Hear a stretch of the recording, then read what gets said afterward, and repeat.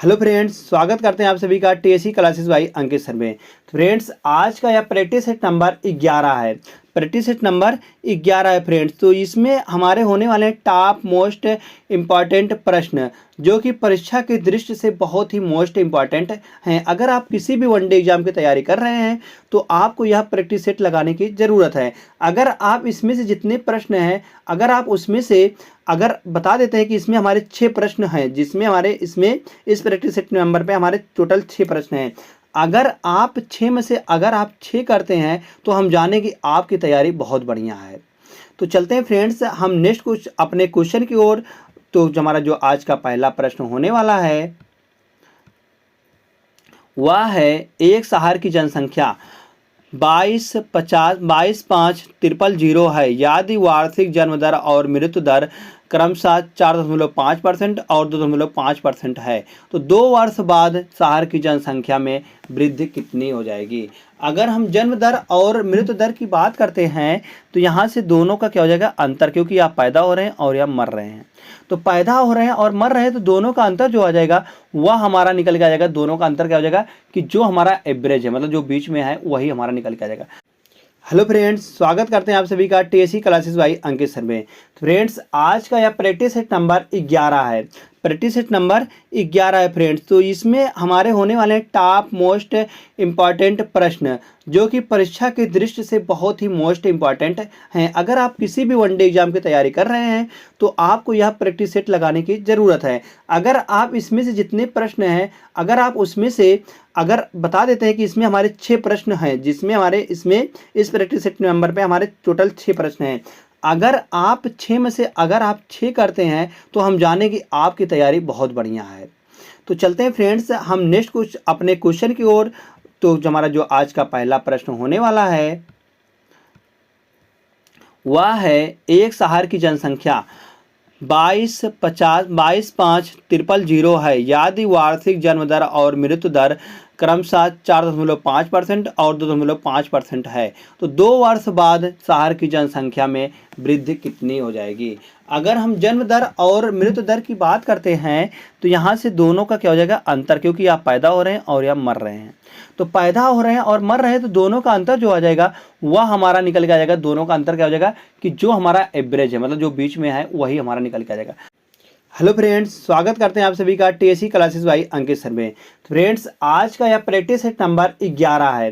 Practice set number 11 है friends. तो इसमें हमारे होने वाले टॉप मोस्ट इम्पॉर्टेंट प्रश्न जो कि परीक्षा की दृष्टि से बहुत ही मोस्ट इम्पॉर्टेंट हैं। अगर आप किसी भी वनडे एग्जाम की तैयारी कर रहे हैं तो आपको यह प्रैक्टिस सेट लगाने की ज़रूरत है। अगर आप इसमें से जितने प्रश्न हैं, अगर आप उसमें से अगर बता देते हैं कि इसमें हमारे 6 प्रश्न हैं, जिसमें हमारे इसमें इस प्रैक्टिस सेट नंबर पे हमारे टोटल 6 प्रश्न हैं। अगर आप 6 में से अगर आप 6 करते हैं तो हम जाने कि आपकी तैयारी बहुत बढ़िया है। तो चलते हैं फ्रेंड्स, हम नेक्स्ट कुछ अपने क्वेश्चन की ओर।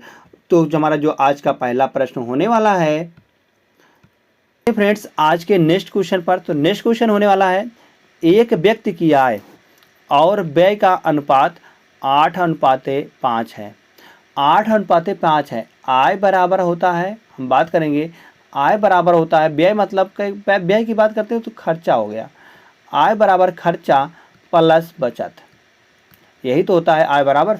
तो आय है उसकी 8 और व्यय कर रहा है 5 और बचत कितनी करेगा। अब बचत में बात करते हैं तो बचत वह 3 की करेगा, क्योंकि 5 और 3 टोटल हमको आय निकालना है। तो खर्चा प्लस बचत बराबर आय होती है। तो आय 8 है। हम सिंपली यहाँ पर 2 जीरो बढ़ा देंगे। 2 जीरो हम किस लिए बढ़ाते हैं, क्योंकि जिससे हमारा कैलकुलेशन बढ़िया आसान हो जाए। तो हम 2 जीरो बढ़ा देंगे। तो 2 जीरो बढ़ाने से, क्योंकि हम 2 जीरो सब में बढ़ा रहे हैं, इसलिए कोई फर्क आने वाला नहीं है। तो आय में 25% की वृद्धि, अगर आय में उसकी हम 25% की वृद्धि करते हैं, 25% की वृद्धि करते हैं तो 2 जीरो करिएगा तो 25 अट्ठे निकल के आएगा 200। 200 उसकी वृद्धि हो गई और बराबर कह रहा हो उसके व्यय में 28% की वृद्धि किया जाए। अगर 28% की वृद्धि करते हैं उसके व्यय में तो 2 जीरो करिएगा, बट्टे में जो 100 आता है तो 28 पंचे, तो 28 को जैसे हम 5 से गुणा करेंगे तो ये आ जाएगा 28 पंचे 140। अब यहाँ पर क्या लिख दें हम जिससे 200 बन जाए, तो हम कहेंगे यहाँ पर हम 60 लिख देते हैं। तो उसकी बचत में कितने परसेंट की वृद्धि हुई, तो उसकी बचत में 60 की वृद्धि हुई। कितने में, 30 में। 300 में 60 की वृद्धि हो गई, तो 300 कितने परसेंटेज की, 60/300 गुणे 100।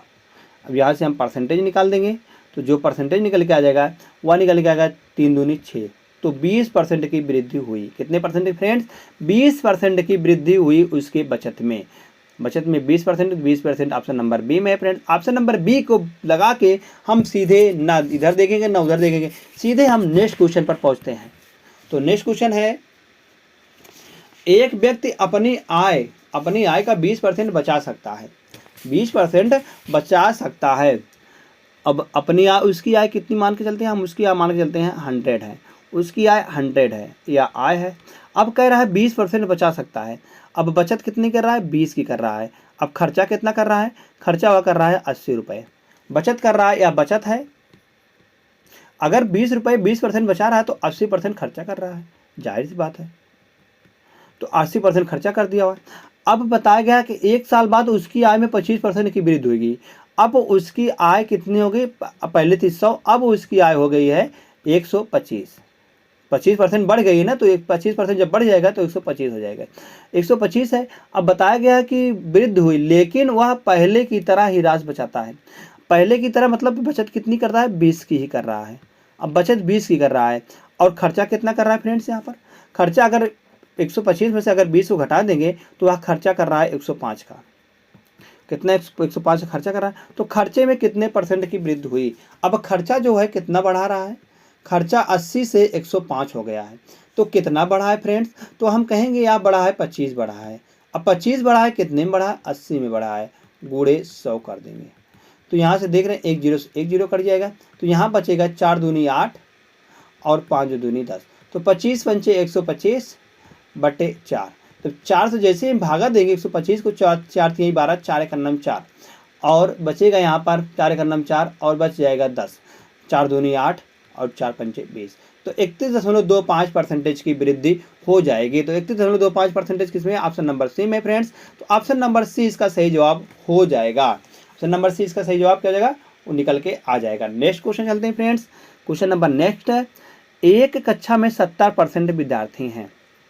हम मान के चल रहे हैं कक्षा में कितने विद्यार्थी हैं, टोटल हम मान के चल रहे हैं ए विद्यार्थी हैं। अगर ए विद्यार्थी हैं तो 70% विद्यार्थी जो हैं वह लड़कियां हैं।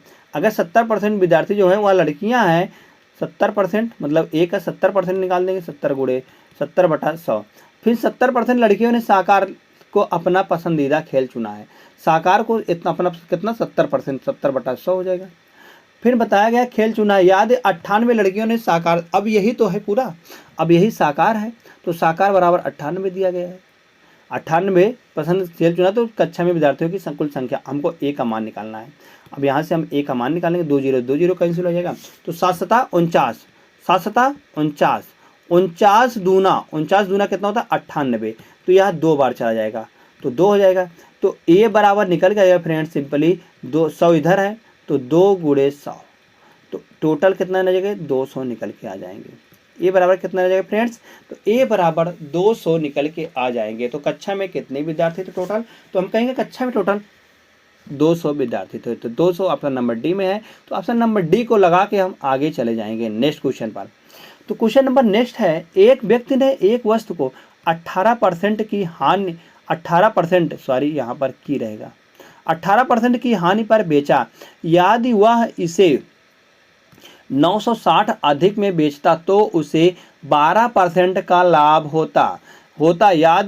यदि वस्तु 3840 में बेची जाती तो लाभ परसेंट बताइए। लाभ परसेंट बताना है, याद उसे 3840 में बेची है, तो इसके लिए हमको सीपी निकालना पड़ेगा। अब सीपी कैसे आएगा, अब वस्तु को बताया गया है, एक बार वस्तु वही है मगर एक बार क्या होता है 18% की हानि होती है और एक बार 12% की लाभ होती है। इन दोनों को जो अंतर आ रहा है, अगर हम इन दोनों का हम अंतर निकालेंगे, 12 में से जैसे हम 18 को घटाएंगे तो यहाँ पर -18 है और यह प्लस में 12 है। तो जब घटाएंगे इसमें से तो 18 और 12 दोनों जुड़ जाएंगे आपस में। तो 18 और 12 दोनों का अंतर कितना आ रहा है, 30% आ रहा है। दोनों का अंतर 30% आ रहा है और यही 30% बराबर दिया गया है 960, क्योंकि यह इससे अधिक है 960, तो 960 हो जाएगा।